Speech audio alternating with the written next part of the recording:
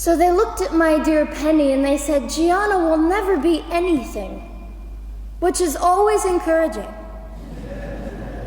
And she decided to ignore them, and she worked with me 3 times a day, and I began to hold up my head, and they said, well, Gianna will never this and never that. Long story shorter, I was walking by the age of 3.5 with a walker and leg braces, and I stand up here today with a mild little limp and without a walker and leg braces. I fall gracefully sometimes and very ungracefully at other times, depending on the situation, but I consider it all for the glory of God. You see, ladies and gentlemen, I am weaker than most of you, but this is my sermon. And what a small price to pay to be able to blaze through the world as I do and offer hope. And I think in our misunderstanding of the way things work, we misunderstand how beautiful suffering can be. I don't willingly sign up for it, but when it comes, we forget. We forget that God is in control and God has a way of making the most miserable thing beautiful.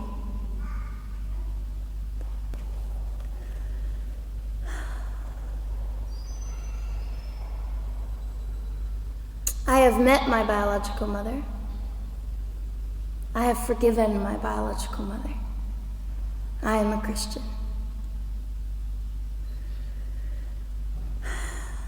She's a very broken woman. She came to an event I was having 2 years ago, showed up unannounced, and said, hello, I'm your mother.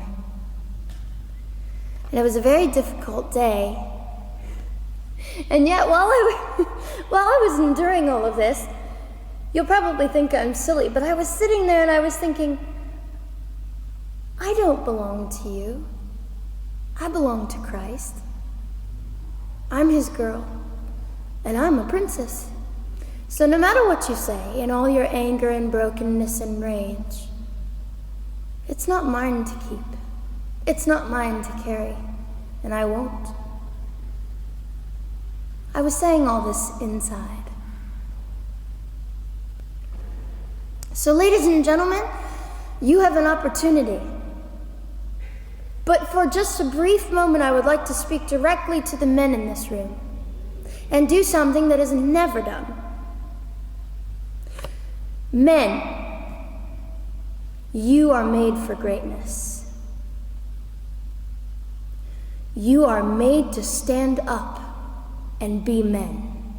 You are made to defend women and children, not stand by and turn your head when you know murder is occurring and do nothing about it.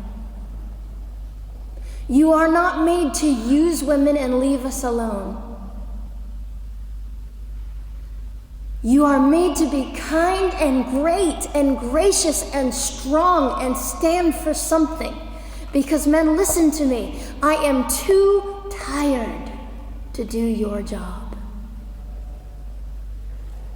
Women, you are not made for abuse. You are not made to sit and not know your worth and your value.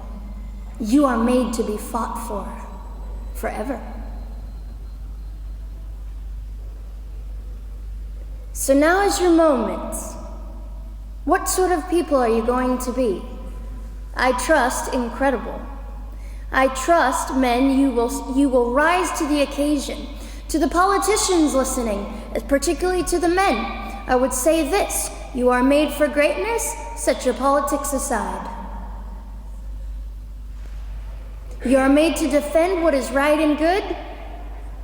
This fiery young girl will stand here and say, now's your moment. What sort of man do you want to be? A man obsessed with your own glory, or a man obsessed with the glory of God?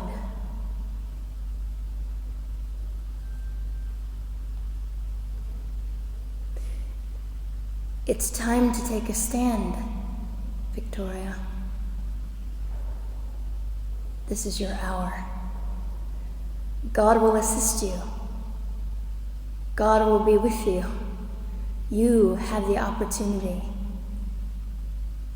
to glorify and honor God in 2008. I'll just end with this. Some of you might be slightly annoyed that all I keep doing is talking about God and Jesus. But how on earth can I walk about limping through this world and not give all my heart and mind and soul and strength to the Christ who gave me life?